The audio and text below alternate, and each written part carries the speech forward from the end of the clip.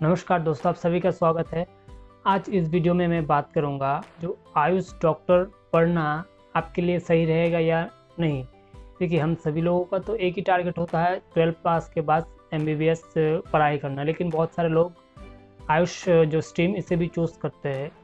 ठीक है, मैं आपको बताऊंगा इस कितना मतलब आपके करियर के लिए अच्छा रहेगा या फिर क्यों आप इसे पढ़ेंगे या फिर क्यों इसे नहीं पढ़ना बेहतर रहेगा। मैं भी एक आयुष डॉक्टर ही हूँ, ये मेरा आई कार्ड है, एज ए प्रूफ मैं आपको दिखा रहा हूँ। तो मैं आपको एकदम प्रैक्टिकल बताऊंगा मार्केट में कैसा चल रहा है, कितना रेस्पेक्ट है, कितना सैलरी आपको दिया जाएगा आयुष अगर आप पढ़ेंगे तो।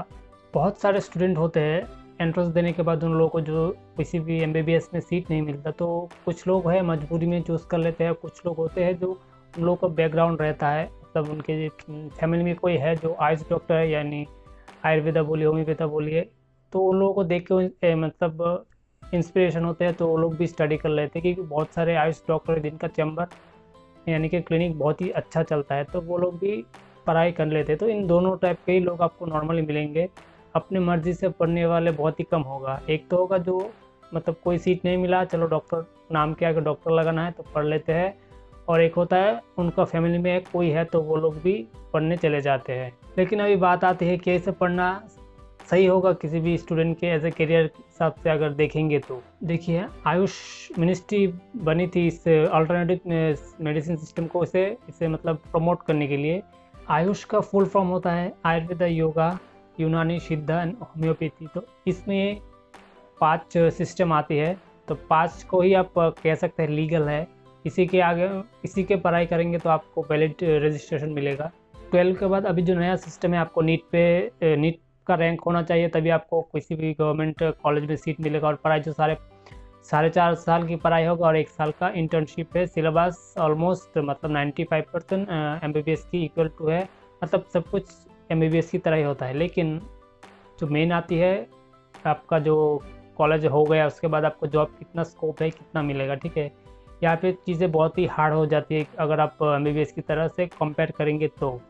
अब जो वैकेंसी या फिर जॉब है, मतलब स्टेट टू स्टेट वेरी करता है। अलग अलग स्टेट में अलग अलग तरीके के वैकेंसी निकलता है, जो मेनली हर स्टेट में आप देखेंगे एनएचएम नेशनल हेल्थ मिशन के अंडर में आपको एज एमओ, आयुष एमओ आपको रिक्रूट कर लिया जाएगा। लेकिन इसमें प्रॉब्लम है, एक तो है कॉन्ट्रेक्चुअल बेसिस होता है 11 महीने का, उसके बाद कंटिन्यूशन होता है, लेकिन उसमें भी प्रॉब्लम है। और सैलरी बहुत ही लो है। अब साढ़े 5 साल पढ़ाई करके 20-30 हज़ार का सैलरी आप नहीं एक्सपेक्ट कर सकते ऑब्वियसली। ठीक है, अगर सेम आप एमबीबीएस को देखेंगे तो उन लोगों को 60-70,000 स्टार्टिंग में मिलता है। आप समझ सकते हैं हम जो आयुष एमओ की सैलरी कितनी लो है अगर आप एनएचएम में जाएंगे तो। ये तो है कॉन्ट्रेक्चुअल, साढ़े 5 साल पढ़ाई तो हम कॉन्ट्रेक्चुअल जॉब के लिए नहीं गए। ठीक है, और कुछ कुछ स्टेट में होता है जो एज ए लोग मतलब स्टेट पीएससी हिसाब से आपको रेगुलर पोस्ट में दिया जाएगा, तभी आपका स्किल इक्वल एमबीबीएस मिल जाएगा सब कुछ। ठीक है, जो गवर्नमेंट का रूल है, जब भी रेगुलर पोस्ट मिलेगा इक्वल टू एमबीबीएस का आपका सब कुछ एमबीबीएस का तरह ही मिलेगा। जितनी भी फैसिलिटी है, सैलरी स्केल बोलिए, पे स्केल, सब कुछ। लेकिन जो प्रॉब्लम आ जाता है, रेगुलर स्केल पे बहुत ही कम स्टेट में लिया जाता है। अभी बहुत पोस्ट जो है 2-3 साल में कुछ कुछ पोस्ट निकलती है, तो इसमें बहुत ही रिस्क हो जाता है। एनएचएम जॉब में आपको जॉब सिक्योरिटी नहीं है, सैलरी बहुत लो है, रेस्पेक्ट भी बहुत ही कम है। तो इसमें अगर देखेंगे तो इतना ज़्यादा मतलब जॉब अगर इमीडिएट देखेंगे तो इतना ज़्यादा फ़ायदा नहीं है। हम प्राइवेट सेक्टर में देखें तो हाँ, कुछ अभी रिक्रूटमेंट हो रहा है प्राइवेट सेक्टर में नॉन क्लिनिकल के लिए। अगर आप ऑब्वियसली आप पढ़ाई करेंगे, अगर क्लिनिकली कुछ नहीं कर पाएंगे तो उसमें कोई फ़ायदा नहीं, लेकिन उसमें भी आपको 20-30 हज़ार के रेंज में कुछ सैलरी मिलेगा, जो कि मैं समझता हूँ इतना ज़्यादा अच्छा नहीं है।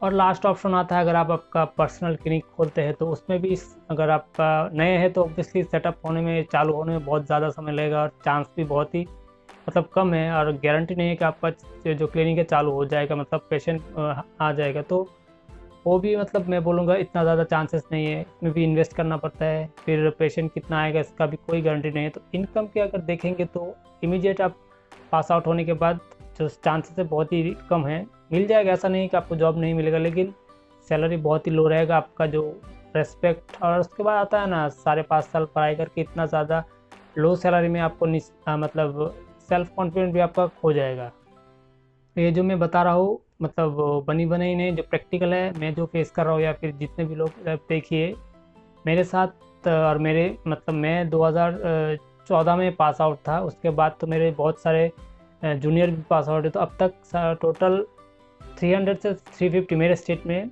मतलब BHMS है जो कि पास आउट हुए, लेकिन उनमें से शायद 10 या 15 को ही जॉब मिलेंगे। आप समझ सकते हैं मेजोरिटी लोग अभी बेकार है, मतलब उन लोगों को अभी तक कोई जॉब ही नहीं मिला है। तो चलिए, ये तो फर्स्ट स्टेप था। अगर आप BHMS के बाद कुछ या फिर BAMS या आयुर्वेदिक, PUMS यूनानी सिद्धा या फिर आयुर्वेदा योगा तो मैंने बता दिया। तो उसके बाद अगर आप MD करना चाहते हैं, मास्टर डिग्री, तो उस पर भी आप जा सकते हैं। बहुत सारे अच्छे अच्छे कॉलेजेस में आपको वहाँ पे स्कॉलरशिप बहुत ही बेहतरीन मिल जाएगा। उसमें भी अगर आपका परफॉर्मेंस अच्छा रहा है तो ऑब्वियसली आप प्रोफेसर या फिर PhD में भी जा सकते हैं। लेकिन उस पर भी आपका, अगर उसमें भी देखिए, अगर 100 लोग जाएंगे तो उसमें 1-2 लोगों को ही प्रोफेसर या फिर अच्छे मतलब जगह पे जॉब मिल जाएगा। मेजोरिटी लोग फिर वही एक ही जगह पे आके रुक जाएंगे। क्लिनिक करना पड़ेगा या फिर किसी कॉन्ट्रेक्चुअल जॉब में जाना पड़ेगा, रेगुलर का कोई चांसेस नहीं होता है। अगर सेंट्रल जॉब के बारे में बात करो तो कभी कभी मतलब 3-4 साल में 1-2 पोस्ट आता है। रेलवे में भी रिक्रूट होता है। अब आपका CCRH यानी सेंट्रल काउंसिल पे भी कुछ रिक्रूटमेंट होता है, लेकिन वो बहुत ही रेयर है। उसका होप में अगर बैठे रहेंगे तो सारा जीवन बैठ के ही रहना पड़ेगा। एंड में ही बोलना चाहूँगा, आयुष की पढ़ाई करने के बाद आपका जो चांसेस है जॉब का वो बहुत ही कम है, और जो भी है उसमें भी सैलरी बहुत ही लो होता है। ठीक है, रेस्पेक्ट भी नहीं होता, और आपका जो क्लिनिकल एक्सपीरियंस भी बहुत ही कम हो जाएगा। क्योंकि अगर आप जब भी जॉब में जाएंगे, देखिए आपको दूसरे काम पे लगा दिया जाएगा। वो मैं अंदर की बात आपको बता रहा हूँ, क्लिनिकल से ज़्यादा आपको नॉन क्लिनिकल काम पे ही लगा दिया जाएगा, क्योंकि इतना ज़्यादा इफेक्टिव नहीं रहता। एक ही ऑप्शन रहता है कुछ लोगों का, जो है प्राइवेट क्लिनिक बहुत ही अच्छा चल जाता है। अगर आप इस तरीके का कुछ करना चाहते हैं तो मैं बोलूँगा ज़रूर कीजिएगा। लेकिन अगर गवर्नमेंट जॉब की होप में कर लेंगे तो चांसेस बहुत ही कम है। हाँ, नाम किया गया तो डॉक्टर लग ही जाएगा आयुष में। ठीक है, जैसे मैं आयुर्वेदा, योगा, यूनानी सिद्धा, होम्योपैथी, इन 4-5 में ही आपको कोर्स करना है। अगर आप करना चाहते हैं तो आप ज़रूर जाइए।